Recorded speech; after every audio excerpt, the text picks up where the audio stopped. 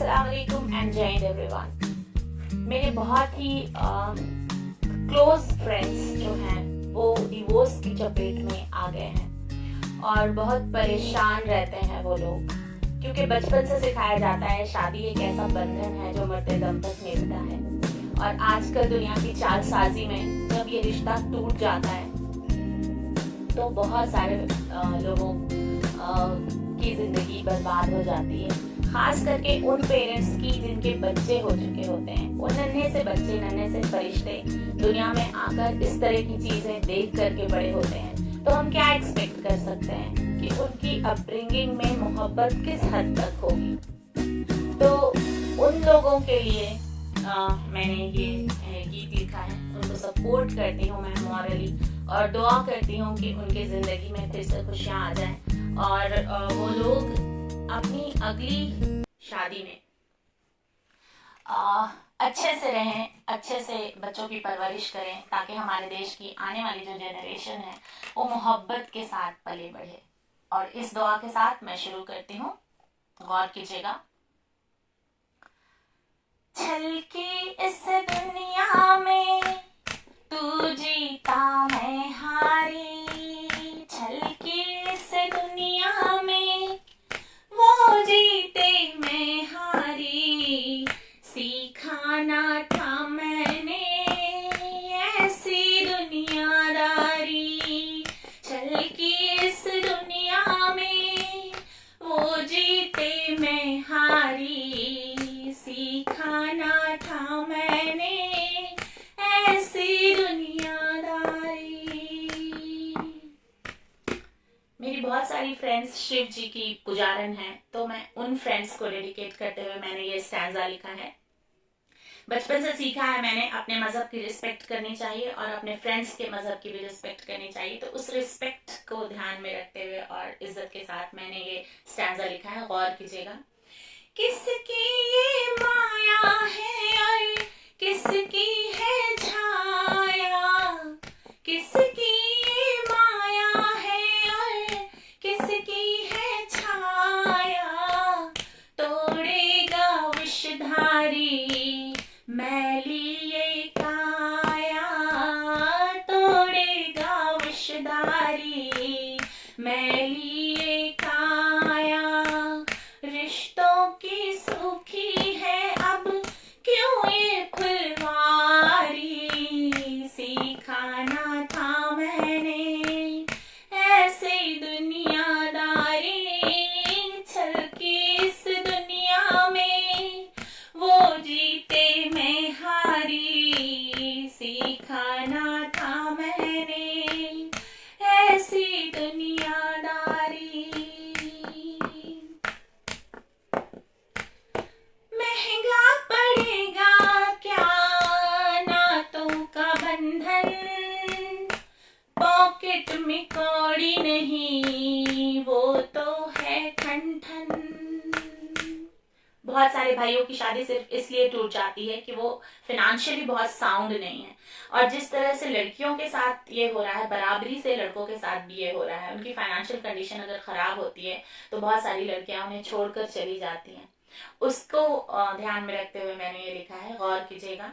महंगा पड़ेगा क्या नातों का बंधन, पॉकेट में कौड़ी नहीं वो तो है ठन ठन, क्यों नहीं सीखा मैंने मतलब की यारी, सीखा था मैंने ऐसी दुनियादारी, चल के इस दुनिया में वो जीती मैं हारा, सीखा था मैंने दुनिया का ये इशारा, चल के इस दुनिया में वो जीती मैं हारा।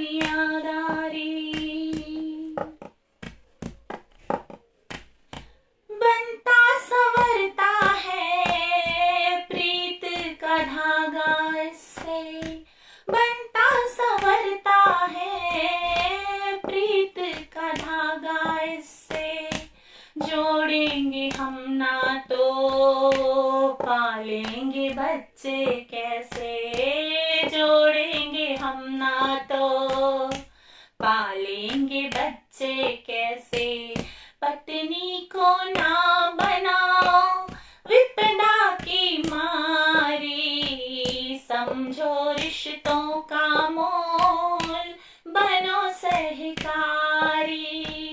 पत्नी को ना बनाओ विपदा की मारी, रिश्तों को समझो बनो सहकारी।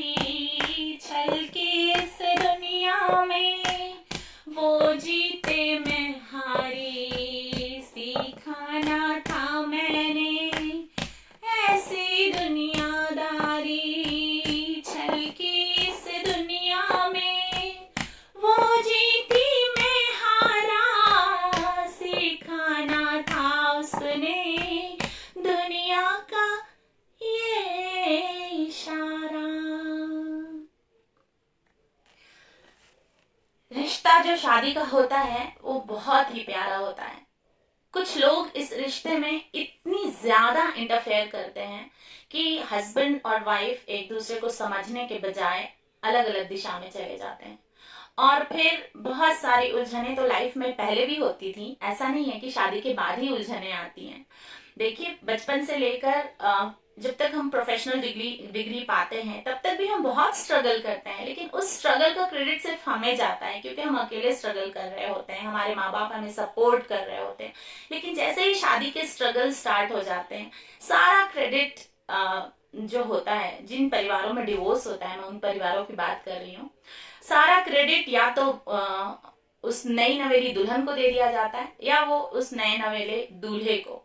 अब हर की जिंदगी अलग है, हर का फाइनेंशियल बैकग्राउंड अलग है, सोशल बैकग्राउंड अलग है, तो जो उलझने आती हैं रिश्तों में और जो स्ट्रगल होता है मैरिटल लाइफ में वो भी अलग अलग होता है।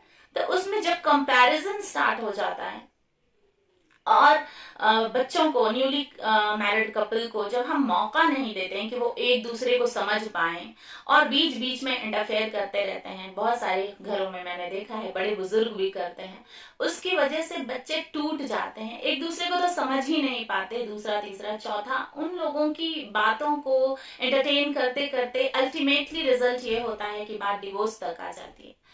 तो ये एक रिक्वेस्ट है सारे फैमिली मेंबर्स से कि जब भी न्यूली मैरिड कपल आपकी फैमिली में आए तो आप उनको एक दूसरे को समझने का मौका दीजिए और उन दोनों के खिलाफ, उन दोनों से कभी भी कोई नेगेटिव पॉइंट मत बोलिए।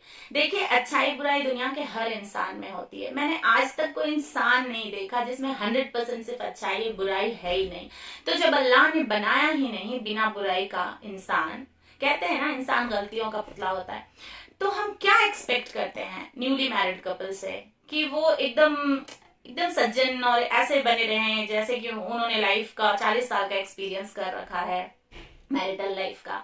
वो भी तो सीखते हैं ना अपनी जिंदगी में, उन्हें सीखने दीजिए, हल्की फुल्की गलतियां करने दीजिए, समझने दीजिए, संभलने दीजिए। क्रिटिसिज्म की जगह पे अप्रिसिएशन भी कीजिए, क्योंकि जहाँ पे एक बुराई होती है वहां पे 9 अच्छाई भी होती है।